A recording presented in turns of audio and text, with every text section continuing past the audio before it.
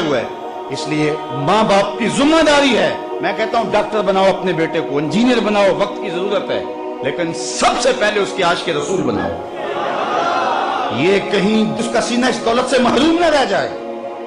तो सबसे पहला तरीका, इकबाल हकीमुल उम्मत उसको यूं ही नहीं कहते, अल्लामा इकबाल फरमाते हैं कि सबसे पहला काम करने का ये है, कसरत के साथ अपनी औलाद को दरूद पढ़ना सिखाओ।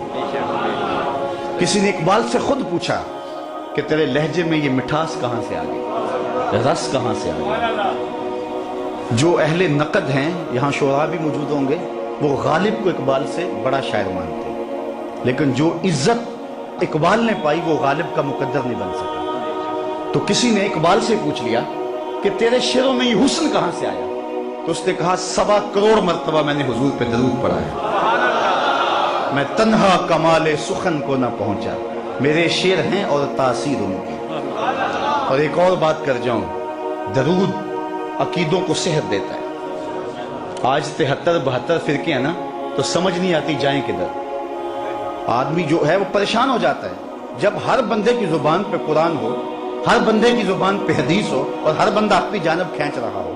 तो मुझे बताइए कैसे पहचाना जाएगा कि इनमें अच्छाई पे कौन है और बुराई पे कौन है। आम आदमी तो नहीं पहचान सकता, सब एक ने इल्म कलाम तो नहीं पढ़ा हुआ होता। अगर बोलने वाला बड़ा चमकदार लहजे में बोलता हो, उसकी गुफ्तगू में जो है वो लफो नशर हो, तो फिर हो सकता है कि वो मोह भी ले।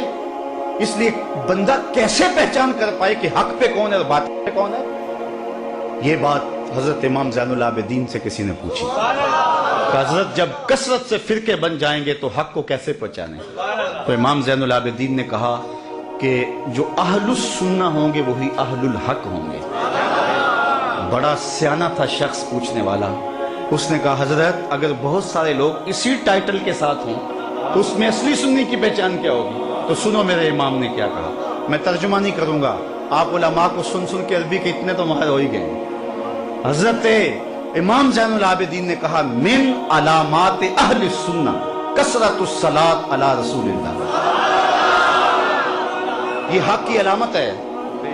इसलिए अपनी औलाद को कसरत से हुजूर पे दरूद पढ़ना सिखाओ।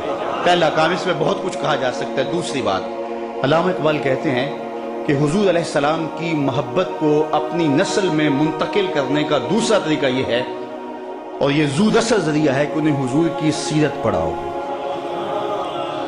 मेरा ख्याल यह है कि जो फितनों की आग जल रही है, औलाद के बालिग होने से कबल अपनी औलाद को हुजूर की सारी सीरत पढ़ा देनी चाहिए।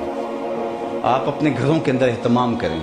आपने सब कुछ छोड़ दिया है स्कूल कॉलेज पे कि वहाँ से दीन याद भी पढ़ लेता है, पूरे साल के अंदर 15 सफ़ों की किताब हम समझते हैं कि जिससे हक अदा हो गया। आप खुद भी अपनी औलाद को तालीम दें और अपनी औलाद को पढ़ाएं। हुजूर की सीरत अपनी औलाद को उनके बालिग होने से पहले अज़बर करवा दें। तो अगर बालिग हो गई है तो फिर भी तालीम बालिगा के तौर पे उन्हें हुजूर की सारी सीरत पढ़ाएं। क्या आप इस बात का अपने दिल में अहद करते हैं? इंशाअल्लाह। अल्लाह जज़ा दे। इस वीडियो को शेयर जरूर कीजिए, हो सकता है आपके एक शेयर से ये बात किसी के दिल में उतर जाए। जज़ाकल्लाह।